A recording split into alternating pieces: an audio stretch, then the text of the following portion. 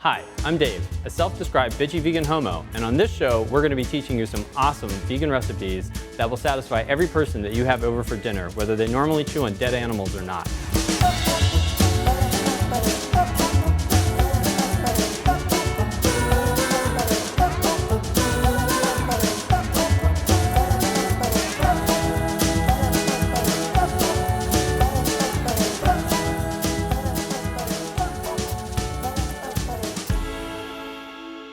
Today we're going to be making a baked vegan mac and cheese that I promise you is just as good, if not better, than the traditional dairy-filled mac and cheese that you're used to. And since we're doing something that's cheese-based, I thought who better to have on as my first guest than the grilled cheese king of the world, Matt Fish, owner of Melt Barn Grilled. Hi Matt, thanks for coming on. Dave, my pleasure. Well, it's always a pleasure to see you. And it's going to be a total love fest today, isn't it? It is. It's going to be kind of gross. But delicious and gross. Delicious and gross, which is how I like to live my life. So today, would you believe if I told you as the kind of, grilled cheese king of the world, I wanted of the world, not just Cleveland anymore, not just Ohio, we're going to say the whole world at this point. I'll take that. Thank you. I want you on because we're going to prove to people that you can make a mac and cheese, a baked mac and cheese that tastes just as good, if not better, than the traditional dairy-filled mac and cheese. If you take this to your church social, to your drag race viewing party, or some people, I'm not even sure what that is, but you could take it there, and as long as they are, people eating with their mouths, they will enjoy it. They're going to love it. If you're a lover of mac and cheese, this is a fantastic recipe. Plus, it's completely dairy-free, so it is accessible to every single person. Here are the ingredients you'll need for this amazing mac and cheese.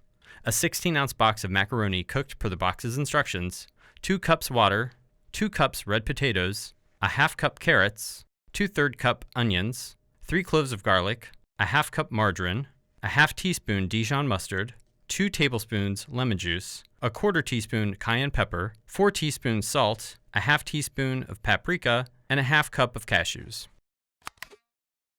One of the things that gives us a sort of creaminess is cashews. And so you're going to need a ½ cup of cashews. The cashews was the interesting part when I first saw this recipe.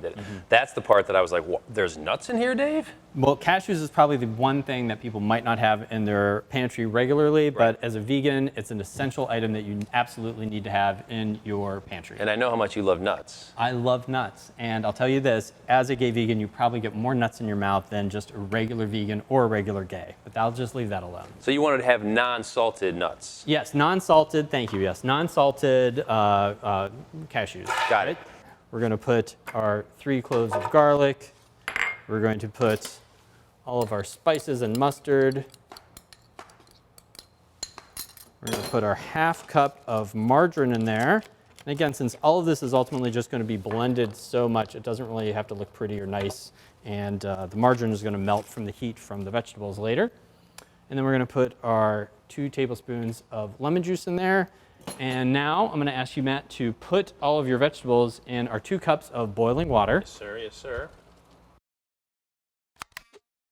Okay, so it's been about 10 minutes and our vegetables are done cooking. We've also cooked our pasta. And now we are going to take our nice cooked tender vegetables, and you're going to see there's just a little bit of that 2 cups of liquid left in there because all of that is going to become our cheese sauce. Smells good. I like that the liquid got starchy from the potatoes. That's going to help this. Yep, it is. The potato starch is what really kind of binds it when you cook it and makes it nice and thick. So now we're going to just add that all into the Vitamix. I think you need some help, don't you? Sure. Yeah. Okay, great. This is really a 2-person job. It can be. Well, I could. You can get close with your lover. Aw. Or someone. Or someone. All right.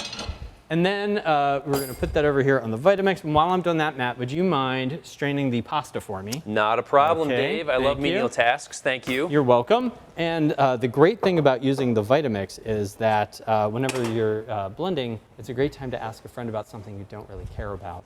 So, Matt, how's everything going at home? I can't.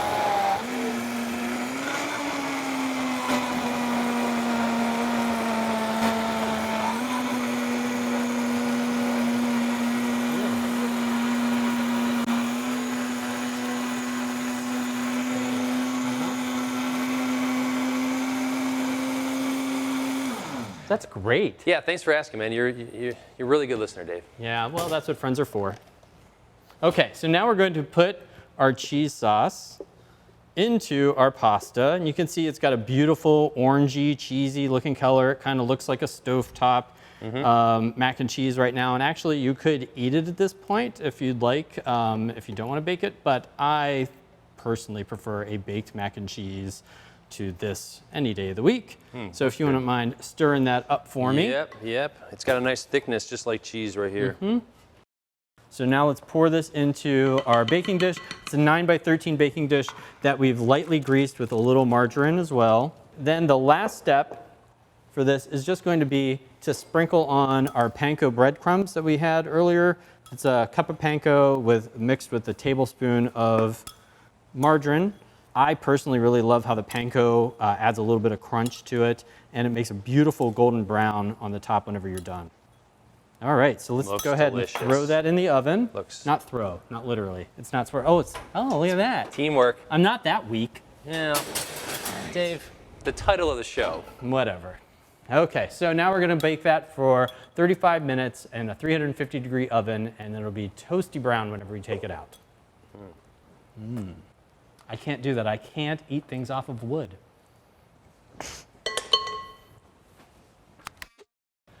So it's been about 35 minutes. We've got a beautiful golden brown, delicious baked mac and cheese in the oven. Matt, would you mind getting it out for me? I would love to. And the things I want to say about this recipe, aside from it just being delicious, is that it is a lot healthier for you. It's going to have about half the calories of a regular mac and cheese. You're going to get a lot less fat, and nutritionally, the only thing it's lacking versus the other one is obviously the dairy one has a lot more protein. I've actually taken some tofu and mashed up like half of a block of tofu, kind of added it in whenever you mix everything together, and that adds a little bit more protein, also adds a kind of custardy sort of texture to it. So if you're worried about getting your protein up, that's a way of adding a little bit more to it. You can get more protein after dinner then too. You could. And you'll see whenever you cut into it, it really does cut and serve like a nice baked mac and cheese. It holds together nicely because, again, all that potato starch that's in there, you can see the delicious steam coming off there. Wow. And it works amazingly well. Would you like to try some? I would love to. All right. I've been waiting all day for this. Let's eat.